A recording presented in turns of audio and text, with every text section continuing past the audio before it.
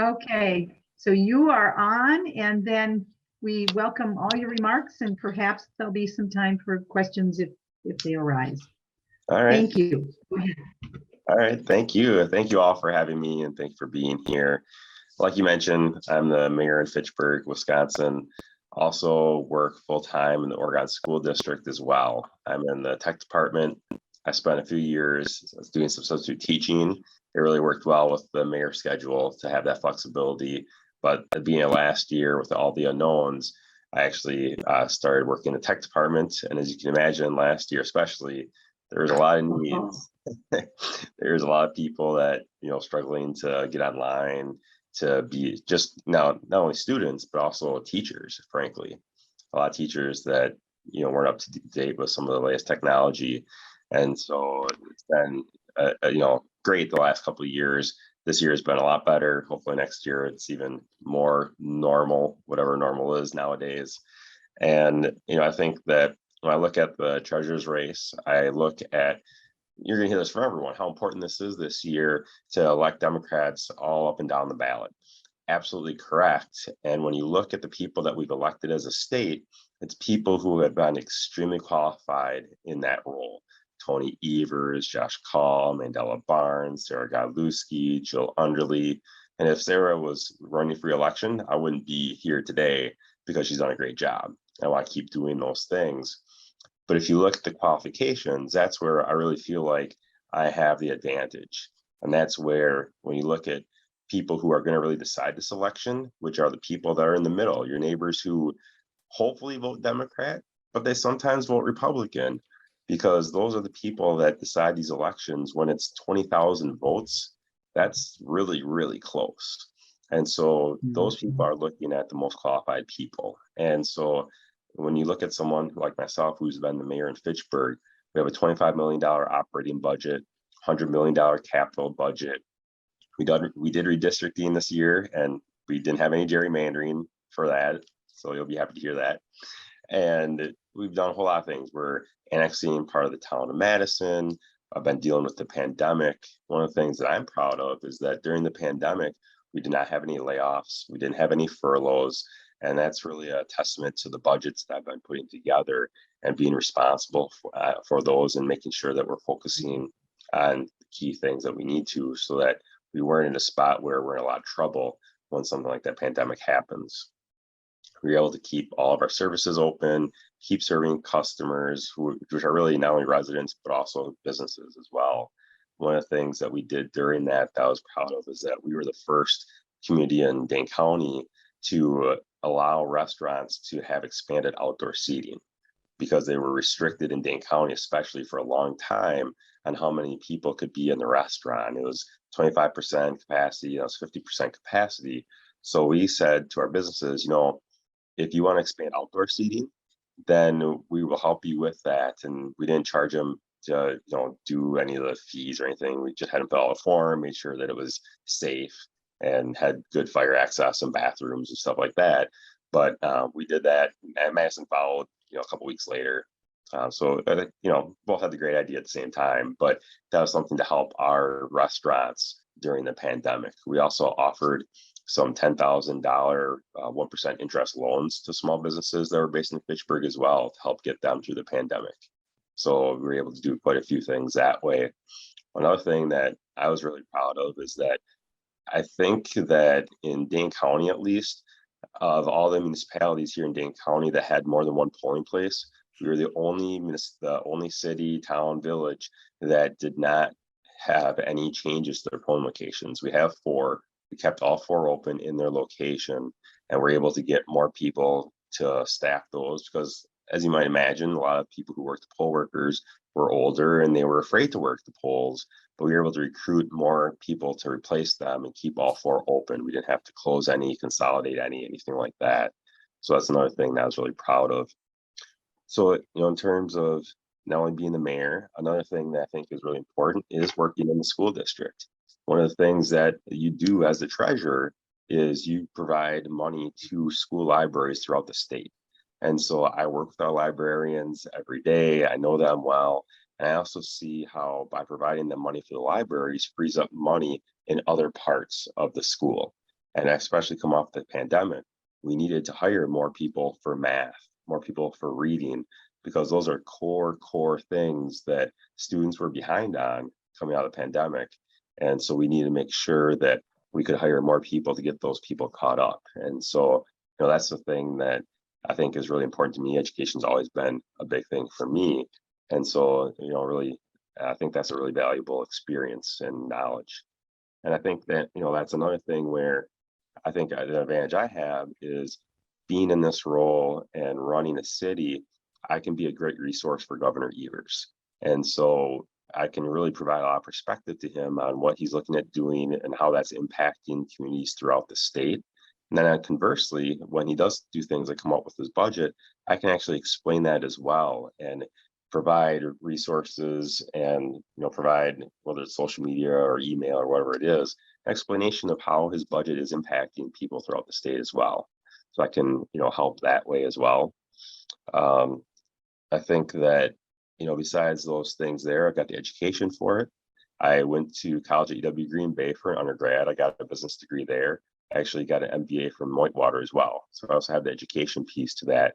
I speak the language. I was in the business world for 16 years. And so I know what things like a basis point is, for example. So that's really kind of the qualifications. In terms of things that I want to do in the office, as you know, they've stripped a lot of duties and responsibilities from this office, but there are some things that I think are really important. One of the things I talked about education, I want to provide financial literacy for people throughout the state. I think that's a huge thing. I'm hugely passionate about financial literacy. And so I've actually talked to the credit union based here in Dane County, who's won awards for financial literacy. And they told me that if I'm elected, they will give me all the materials they use. And they have that both in English and Spanish already. I want to add Hmong to that because that's another language I think it would be really valuable to have in the state. There's a really good population of people who speak Hmong, and that's all ages. We'll have materials that teachers can use in schools, which is great, but also materials that adults can use. You're never too old to learn about this stuff. And so that financial literacy is a huge piece and something I think makes a lot of sense. And I can partner with the Department of Financial Institutions as well. And, I think that it's a huge piece. But the thing that I'm most passionate about, and one thing that I want to do, is home ownership. That's something that I'm very passionate about, and getting more people into homes. Sarah has done a program that helps keep people in homes, and definitely going to continue that. But we're actually piloting a program at Fitchburg right now that we're calling a rent to own program. And that program is something we're piloting. We're trying to find a site right now. We're going to either buy an existing 10-unit townhome condos or build it if we have to. And then the city will actually rent that to people in Fitchburg, but a part of their rent is only going to be a maximum of a third of their income. We don't want these people to be house poor. And a portion of their monthly payment is actually going to go towards down payment. So in 7 to 10 years, they're going to have a 20% down payment. And then at that point in time, they can purchase it from the city and get traditional financing. They don't have to get private mortgage insurance or any of that stuff. It gives them a lot more flexibility and options in financing. Depending on interest rates, our hope is that their mortgage payment is going to be the same or lower than what their payment has been. So they actually have that as well, where they can say, hey, I've lived here for 7 years. I've done this payment for 7 years. I can handle this mortgage, no problem. And so, that's something that I think is a great thing that we can actually do in communities throughout the state. And in this office, my hope is to provide seed money to other municipalities to do that. I think that that's when you really start changing people's lives. That generational wealth by home ownership is such a huge thing. If any of you own homes like I do, it's crazy to me how expensive houses have gotten lately.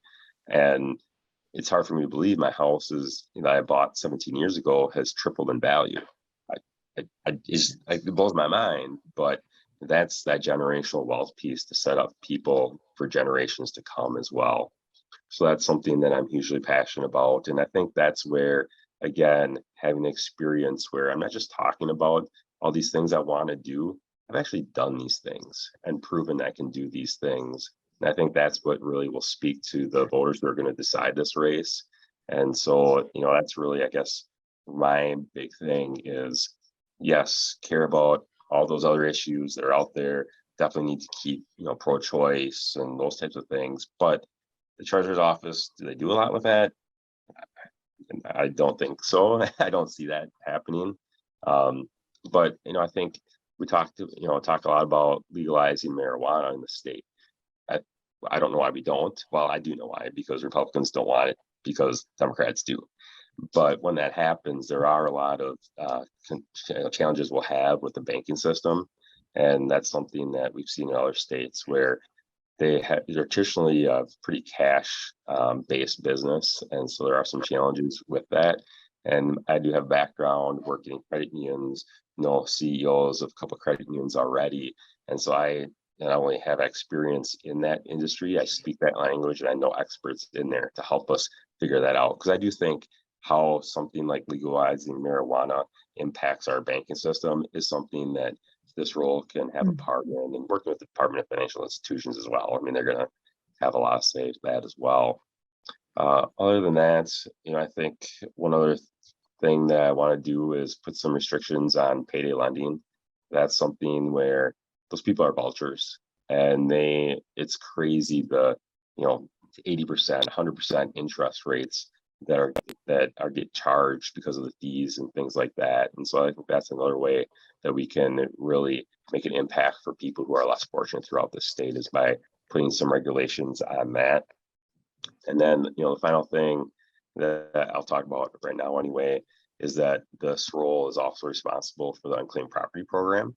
And that's something that's a great program. I want to keep doing that. I do want to add one piece to that, where if you go online and you find out that you get $20 or $100, you can get that back. And if you want that back, you should absolutely get that. But I also want to provide an option on there where we're going to have a list of 5 or 6 probably charities where you can actually donate that money. You didn't know that you're owed this money. You didn't know it was there, and you find out, I'm owed $50. You know what? I'm going to choose to give it to, I don't know what the charities are, but there'll be one on the environment, one on education, one for veterans. You can guess what some of these things are going to be.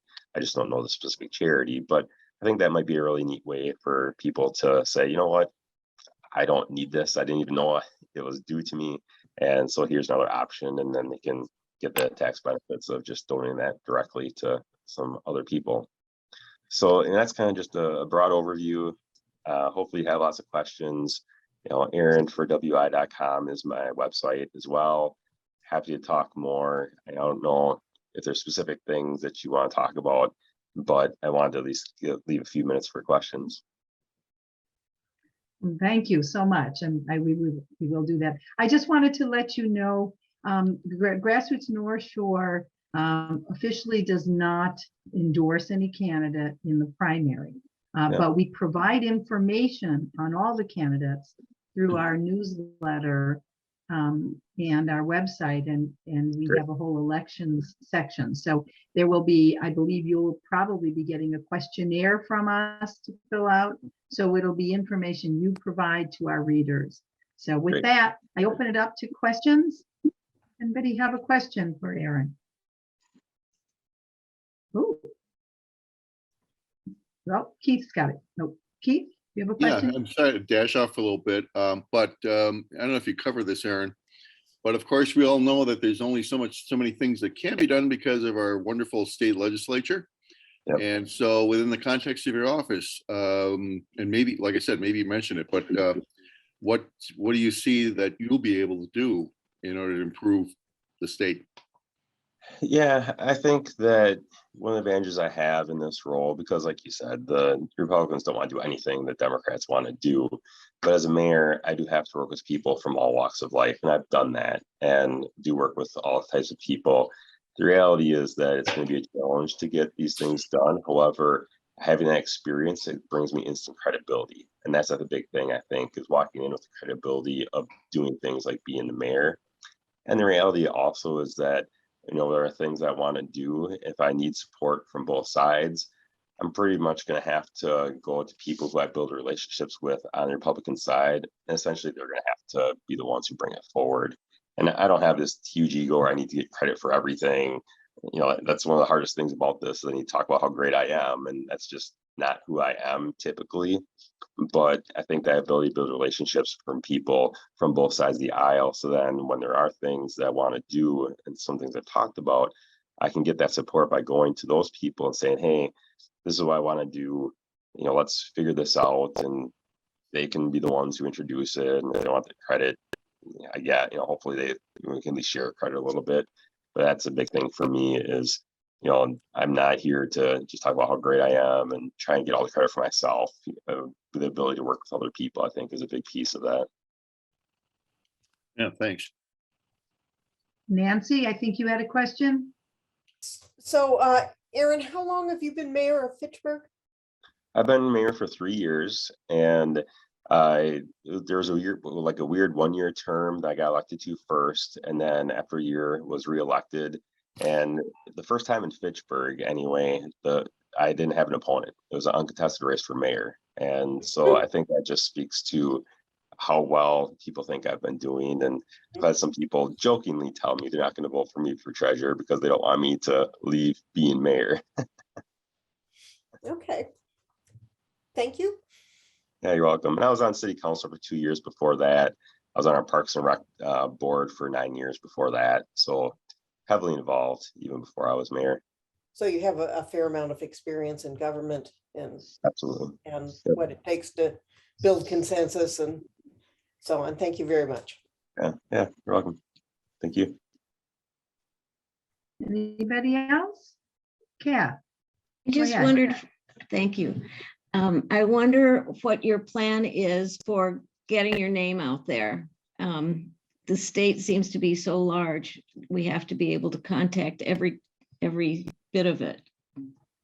Yeah, it's definitely a challenge. And this is a race that people don't care about as much as governor and senate, and for good reason. I mean, those are the most important ones: governor, lieutenant governor, even attorney general, and also senate. So things I've been doing is reaching out to all the Democratic county parties and trying to meet with them. Thankfully, Zoom has helped with that because one of the disadvantages I have is that I need to work and have a real job. Not to mention I have Right. the mayor's thing and try and campaign on top of that. So that's helped a lot. I've also went to all the CD conventions and going to state convention as well, and talking to people anywhere and everywhere. Obviously doing email, and I'm going to have some yard signs and those types of things as well. It is a challenge though, and that's where I appreciate venues like this where I can speak to people throughout the state. Do you have a campaign chairman yet? Yeah, Brandon Savage is the who I'm working with on my campaign. He's out of the Milwaukee area. Okay, thanks.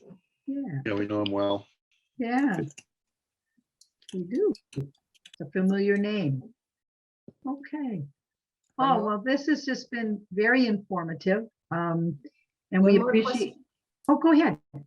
ahead. Just wondering about your plan. Sorry, can I do this? Yep. Yeah. Absolutely. Yeah, I sorry. didn't see you up there, Kathy. I was hearing, what about the plan to reach like the northern part of the state or the non-Madison areas? Is there any connection to what can you pull out of your hat from when I was a kid, or is there a comment like that you have? Yeah, so I have been reaching out to people throughout the state. I went to college in Green Bay. I was just in Brown County last weekend, and Oshkosh. I've been to La Crosse already. My mom has family in the La Crosse area, and so I've gone to Racine. I've gone to Milwaukee. So I have been going throughout the state already because it is important. Like you're kind of hinting at to reach people throughout the state. Obviously, there's areas that have bigger clusters of Democrats than others, but it is important to reach people throughout the state as much as possible. It's just the hardest thing is, it's hard to drive 4 hours north when I'm working and doing the mayor thing, but I'm doing as much as I can of that. Thank you. Okay, well, with that, we have, we're out of time, but thank you so much. We're Thank happy you. to have had this opportunity to meet with you and to now be able to attach some knowledge to your name as we see it out there. Hello? Hi. Hi, Dr. Battino. So The change of just a little bit for those of you who may not have met me. I'm Gillian Battino. I'm from Wausau. I've lived in Wausau for 17 years now with my family, raised my children there. My husband and I have 6 kids. I'm a breast radiologist, a biologist before that, with a special interest in ichthyology, if anyone knows what that is, but basically fish sciences. My husband is a urologist, and he was a biochemistry major. I have spent the last 25 years working for healthcare equity, serving people in central Wisconsin for the bulk of that time. And then also spending a lot of time also working with the World Health Organization to build international healthcare infrastructure in some of the poorest countries in the Western Hemisphere, and specifically Nicaragua and Guyana. So, it's a big switching from the US Senate race to the treasurer's race. And, it was a very difficult decision, I'm sure, as you can imagine. But what it came down to was a couple of things. I mean, first of all, we absolutely have to have Tony Evers in office. I think that we can all agree that not only is he a wonderful person with a great platform and, a strong upholder of democratic principles, but he also is, I call him Mr. Veto sometimes, because he's really been the gatekeeper for preventing a lot of catastrophic change, from prohibiting trans children from participating in sports effectively, to issues regarding reproductive health and guns. I mean, there was a proposal to allow people age 18 concealed carry, which would mean potentially guns in our schools. I mean, there's just a litany of important places where he has had to stand up. And in order to get Governor Evers reelected, we need a strong ticket. And that means a strong candidate as the lieutenant governor and a strong candidate as the state treasurer and the secretary of state. And I think that takes charisma, energy, experience. And I think I bring all of that to the table. So that was one big factor. Another really big factor was this issue of having traveled across the state and talking with people about what they're really worried about. So much of it were things that we can affect from a statewide level, and that are really going to be difficult to affect from a federal level. So, for example, education. Our educational system, our public education system, is only 5% funded by our federal government and 45% funded by our statewide government. So that would be difficult to affect, really, from a federal level. The state treasurer has a direct channel and impact into our public education. As a Board of Commissioner of Public Lands chair, which I would operate on, I would be responsible for working with municipalities, school districts, parks, to access affordable grants through the BCPL, and to maintain our state's infrastructure, and particularly lots of public school projects happening there. Over $172 million spent from the BCPL to support statewide municipal school district, park, and other sorts of projects over the last handful of years with Treasurer Godlewski in place. And that number has gone up, and it needs to continue to go up. So that's a direct impact on public education.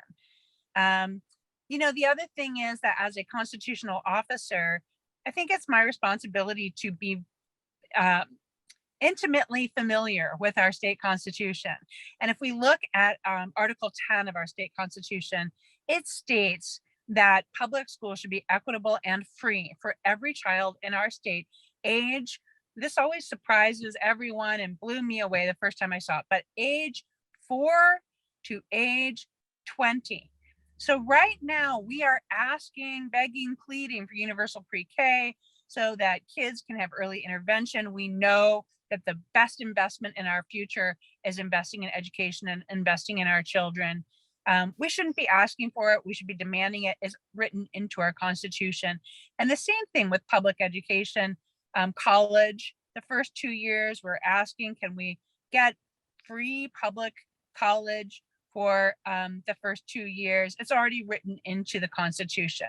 And I've begun to speak with constitutional lawyers in our state about how to make this a valid path and an avenue to have accessible education for everyone, which begins to address our wealth equity gap and certainly all sorts of injustice that we face. So I think that there are definitely pathways for improving and growing the office and also utilizing the office to do the right thing. I'm going to talk about 2 other exciting things, and then I'm happy to take some questions. So, line 3, I think we all want to see line 3 shut down. It's not, Santar is not an effective mechanism of fossil fuel, and it's the wrong direction anyway. We need renewable energy to be our goal. We need to keep fossil fuels in the ground, and we certainly want to be protecting our pristine lakes and lands in this beautiful state. One of the things that I've been reading about is, well, what are the reasons that communities are pushing back so hard? And one of the reasons is jobs and energy access. Through the treasurer's office, I think that we can help with that.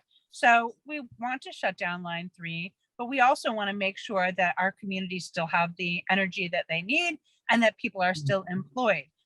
So the BCPL can create grants and loans for communities that are focused on renewable energy and are targeting the communities that would be most affected by shutting down line 3. And basically kind of looking into the future. I think we have a habit of dealing with the emergencies that are at hand.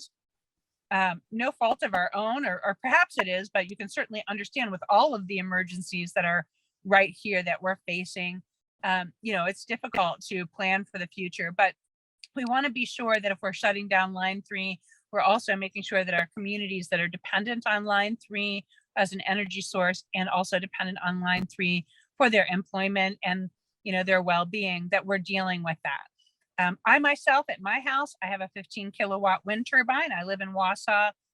We have geothermal and we have solar, and that's one household, but there's certainly room, lots of land and lots of opportunity to access renewable energy sources up in our North Woods, and try to offset some of the perhaps negative economic impact of shutting down line 3, because obviously we have to do that.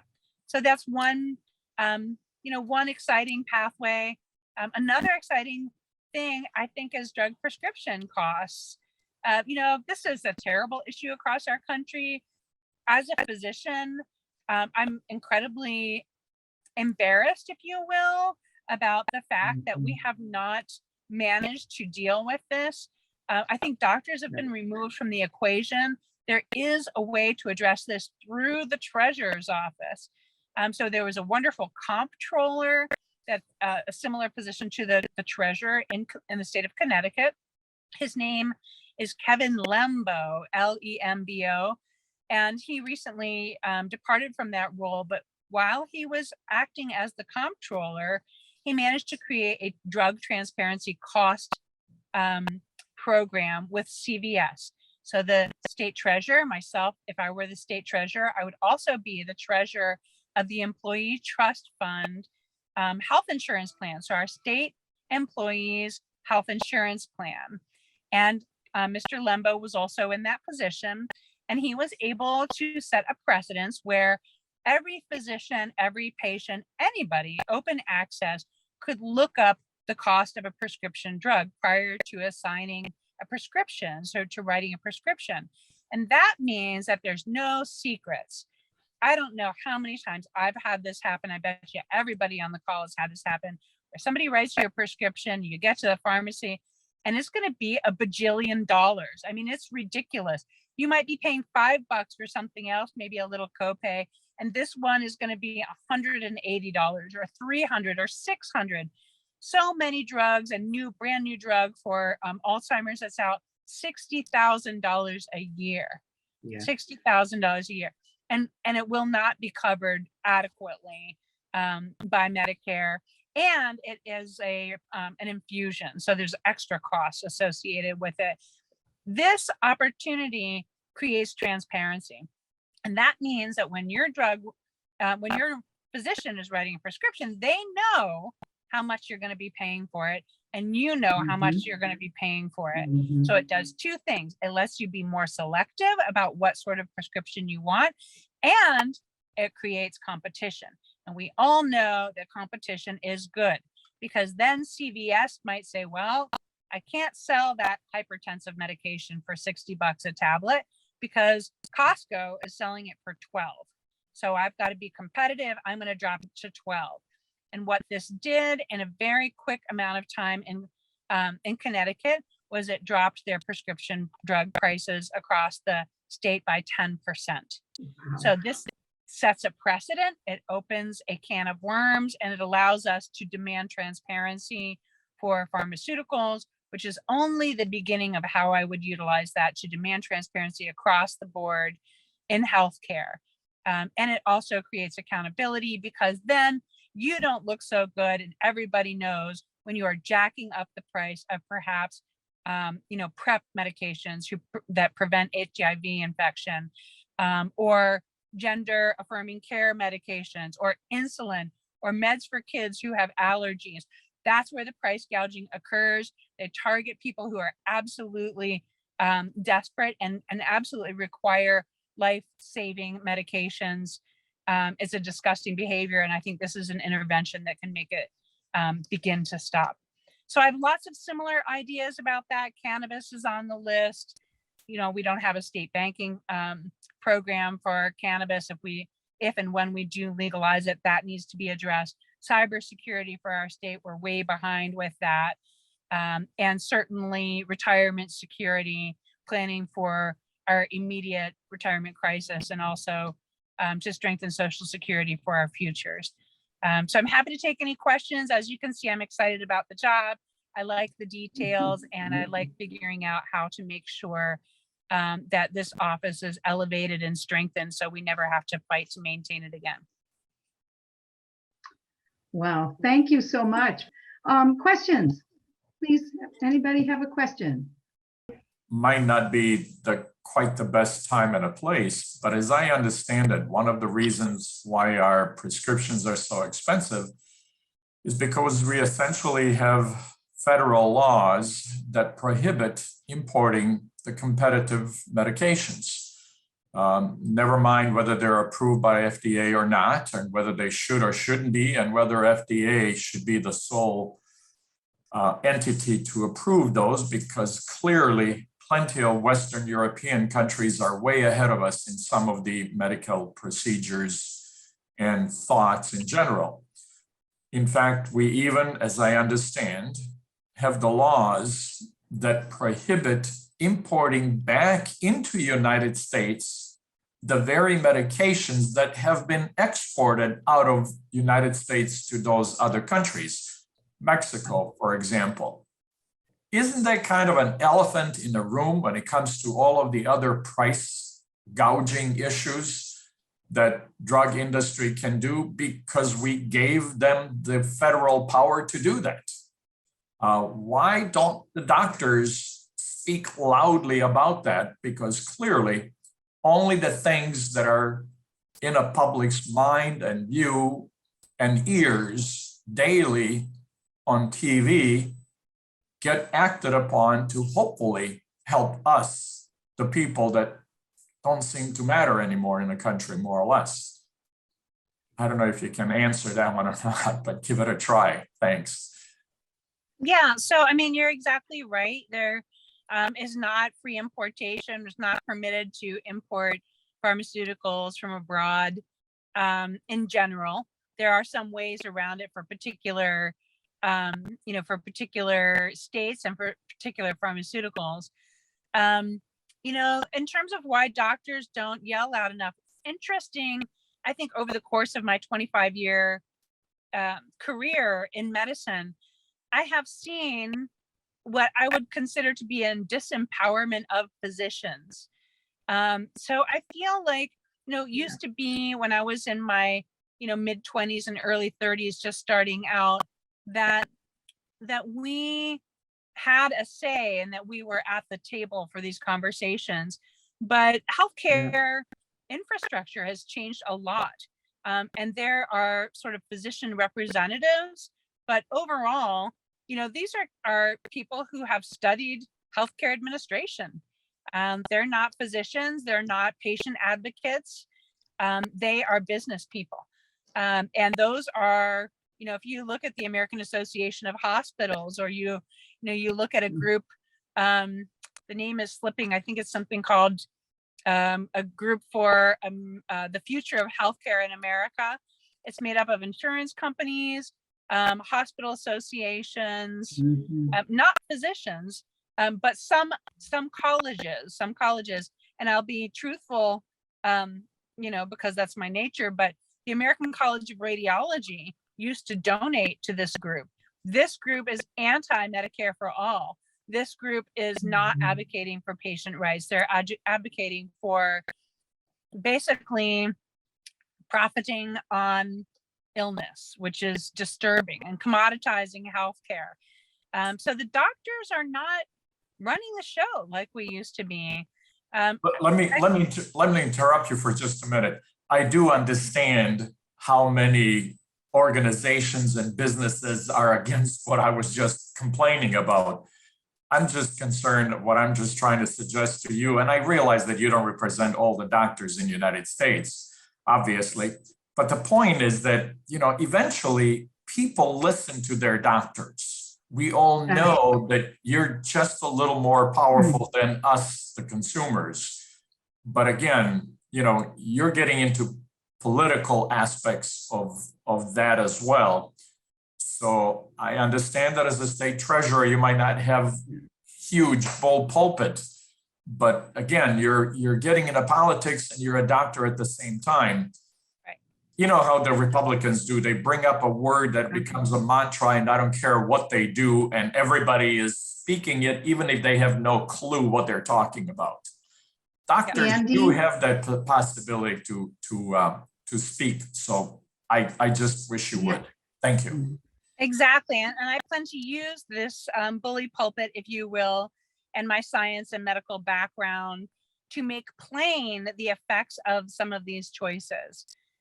So yes, exactly. Thank you. I should mention one more very obvious problem, and that is Roe.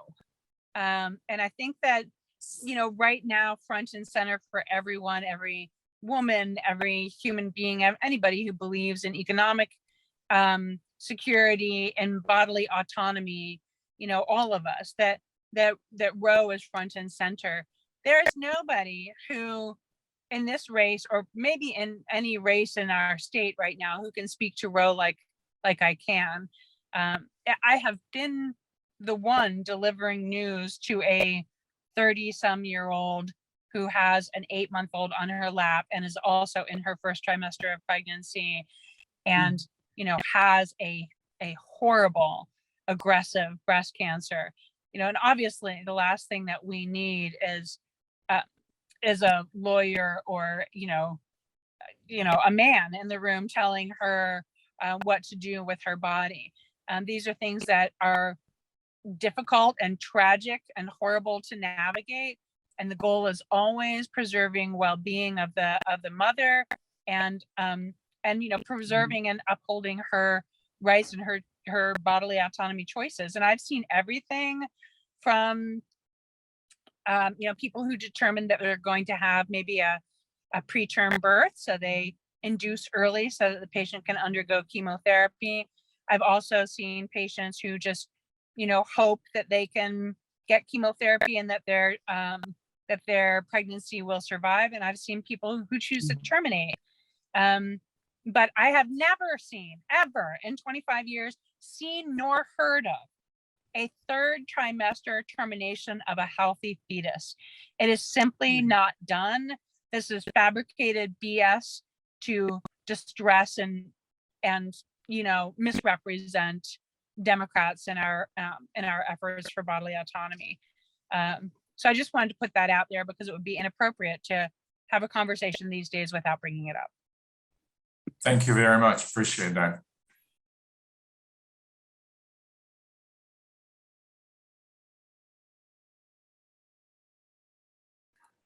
They raised me and my siblings here in the city of West Dallas, and I grew up in a union household.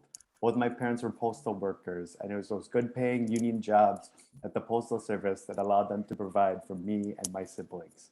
And every day they instilled the values of hard work and service and giving back to the community. So that's what drives me with everything I do. I moved to Madison for undergrad. I'm a proud Badger. I studied political science. Yay. And it was my time at Madison where I really saw the importance of electing leaders who represent our values, who represent our communities. But also, I also really saw the power of organizing. When a group of people come together and organize around a common cause, a group of people like us this morning, when we organize, we can make a difference for the better in our community. The power of the people coming together, we can be a force for good in our state and in our community. I've worked in political finance for a number of years, supporting Democrats and progressives. I now work for an environmental nonprofit called Wisconsin Conservation Voters because I believe climate change is the most pressing issue of our time. That's how Shirley and I know each other. We work together. And my time at Wisconsin Conservation Voters has been really incredible. I believe in fighting climate change, sustainably investing in our communities across Wisconsin. I believe in fighting for clean drinking water, and I believe in fighting for a healthy democracy because it's so important. In order to have a healthy environment, we gotta have a healthy democracy, fighting for voting rights. And that's so interconnected with all the progressive issues that we care about, whether it's reproductive rights, whether it's racial justice and equity. And now it's back in the spotlight, unfortunately, gun control and making sure that our communities, our schools, our groceries are safe. We got to have a healthy democracy in order to elect leaders who will fight for us. And I hope to be that person. I served in the Wisconsin Army National Guard. I'm a veteran as well. And it's that sense of duty and service that motivates me with everything I do personally and professionally. And I now serve as an alderman in my hometown of West Dallas. I serve on the finance committee, and it's been really incredible working hand in hand with my neighbors, my family, my friends to work to make our community better. And I've really seen, especially with my experience on the finance committee, I've really seen the importance of public finance and investing in people, investing in community. And now with the Office of State Treasurer, I believe we have a huge opportunity before us. I'm grateful for the work that incumbent Treasurer Godlewski has done over the past couple of years in saving and building the office. But also it was really the people of Wisconsin who saved the office. As you may remember, Republicans over the past couple of decades, over the past couple of years, have been trying to dismantle, strip powers from the Office of Treasurer, even tried eliminating the Office of Treasurer back in 2018 on the spring election via constitutional referendum. But the people of Wisconsin overwhelmingly voted to keep the Office of State Treasurer because it's important that we have an independent financial officer in Wisconsin. And I believe in continuing that tradition of being an independent fiscal watchdog. I believe in fighting for accountability and transparency when it comes to our state dollars, when it comes to the people's dollars, the taxpayers' dollars. I also believe in fighting for economic security, fighting for economic justice. I believe in looking out for the financial well-being of all people in Wisconsin, no matter what background they come from, no matter what race, color, identity, zip code, whether they come from an urban, rural, or suburban community, that all people have a chance to live and thrive in our state. And I often reflect on my parents' story. When they came to the United States, they had a fair shot at the American dream. And that story has gotten so much harder to write today. It's gotten so much harder today for people to get by and to get ahead. So I believe in using the office to fight for economic security. And then I also believe in fighting for investing in Wisconsin's future. Something cool about the Treasurer's office is that if elected, I would serve on a state agency called the Board of Commissioners of Public Lands. And we can use, this state agency manages a huge public trust of about $1.3 billion. And we can use the revenue from this public trust to invest in our public schools, to invest in our libraries, to invest in transportation, to invest in clean energy, and so much more. So I believe with the right leadership in the Treasurer's Office, we can invest in local communities across Wisconsin to make our state better. And going to November, as you all know, we got so much on the line. I hope you had some time to decompress after the spring elections, because we're only gonna kick it up into high gear going to November. We've got to end Ron Jazz's career. We've got to re-elect Tony Evers. Tony Evers, I often think about how our state would look different had we not elected Tony Evers back in 2018. Tony Evers has been such an incredible defender of our democracy, people's rights, of the environment, and so much more. So we've got to re-elect Tony Evers, and we got to send Democrats and progressives up and down the ballot, whether the state legislature, the Congress, to the state treasurer's office. And I believe I'm that person who can be a champion for Wisconsin. And I've been really proud of the coalition that we're building. This is a tall order running for statewide office. I'm proud to be endorsed by over 70 state and local elected officials, from the Milwaukee mayor to the Milwaukee County executive, to the Assembly minority leader, to the Wausau mayor, to the Eau Claire council members, to a school board member in Bayfield. We're truly building a statewide, multiracial, intergenerational coalition to win big in August and November. And that's how I truly believe we win. We win by organizing.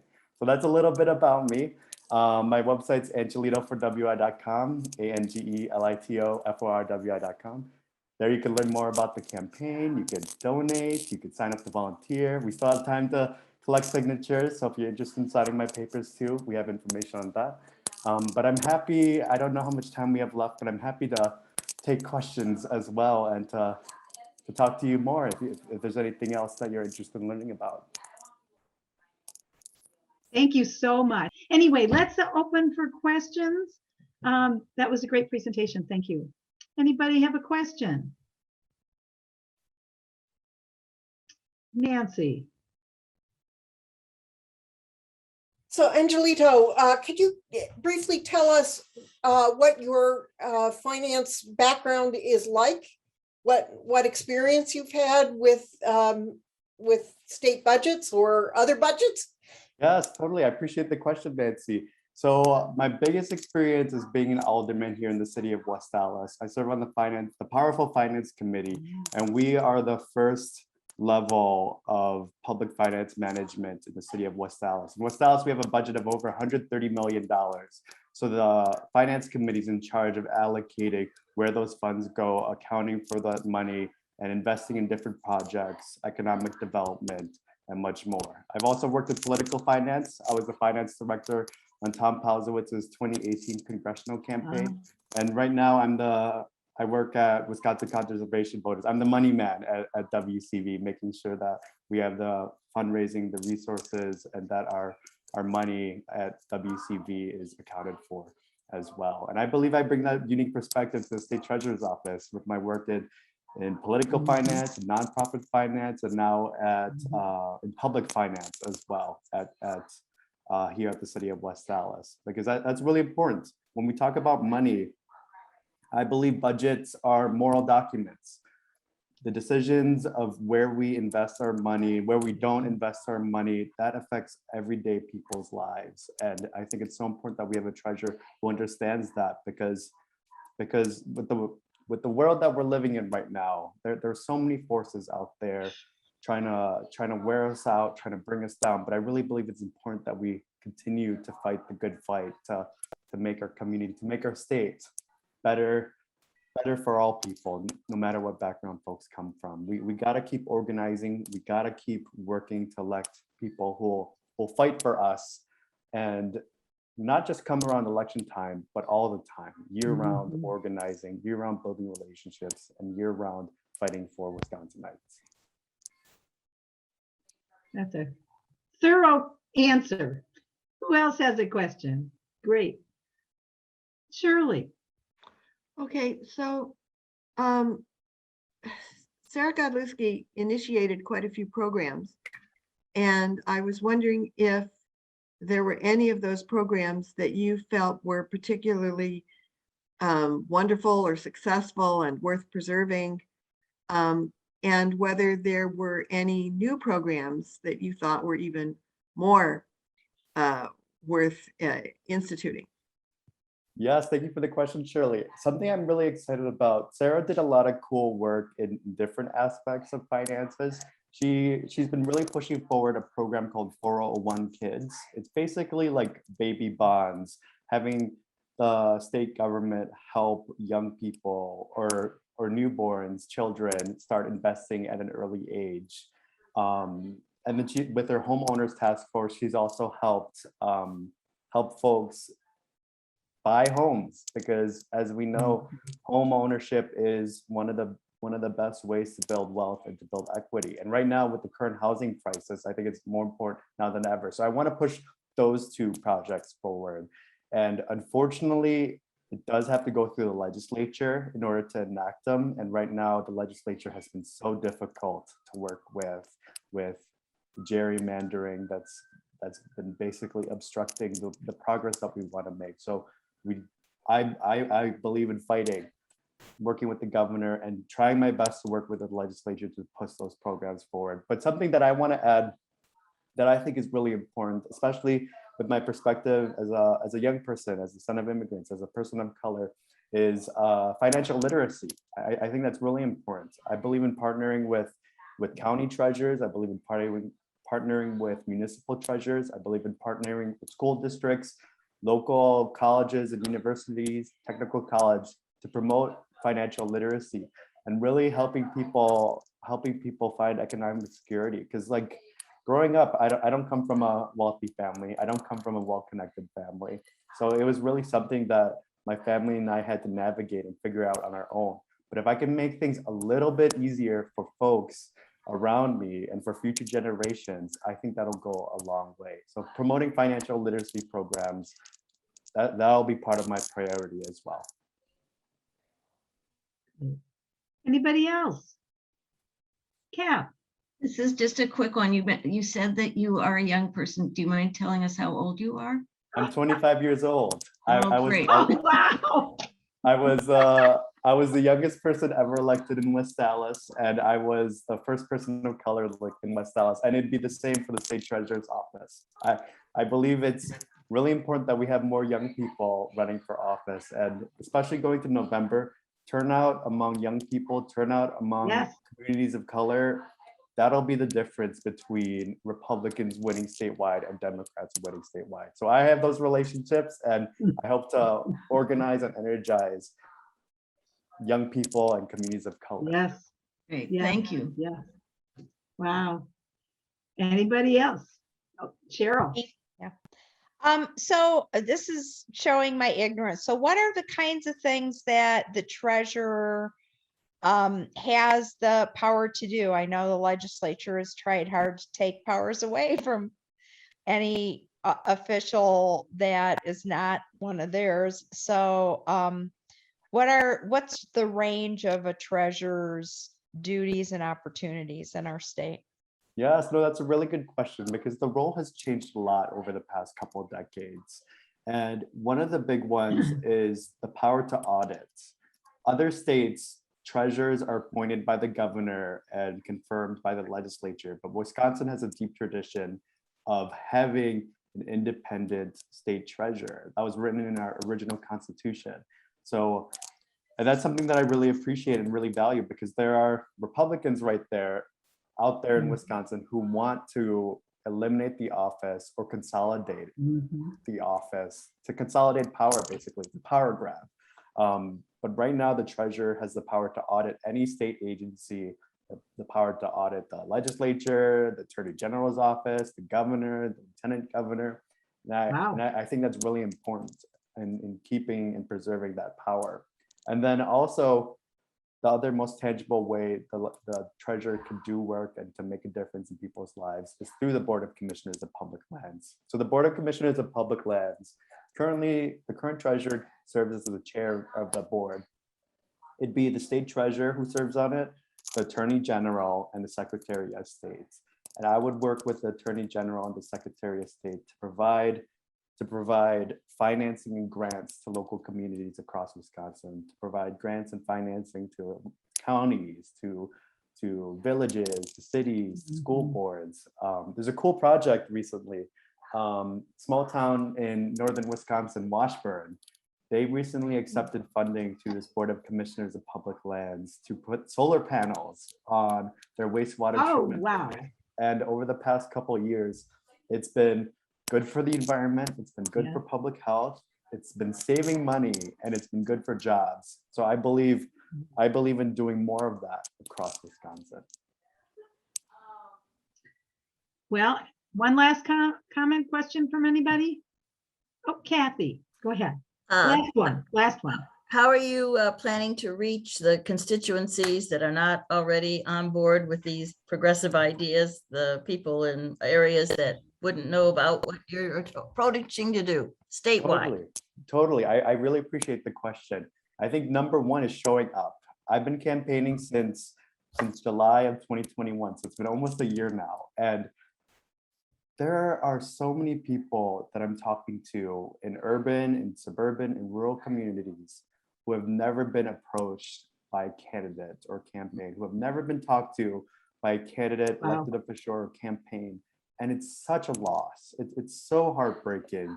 And then we wonder why Democrats, progressives lose. It's because we don't have those relationships. We take folks for granted, and we dismiss folks too. We write people off. So with my campaign, I truly believe in building transformational relationships with folks on the ground, meeting people where they're at, and talking about my vision, but also, more importantly, listening, and not listening to respond, but listening to understand where folks are coming from and their priorities for Wisconsin. And I've been putting a lot of miles on my car. I was recently in Ashland, Wisconsin. I was in Eau Claire.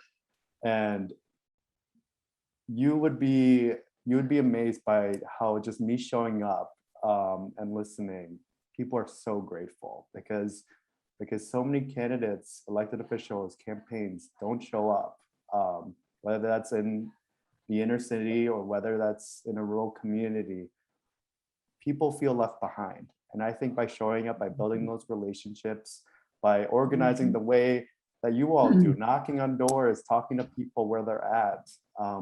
That's how we build those relationships, and that's how we can win their support. Because if we don't show up, we're not going to win. So that's why I really believe in organizing and building transformational relationships. Thank you so much for sharing this much time with us. Thank you Appreciate so it. much. And we look forward to meeting you in person.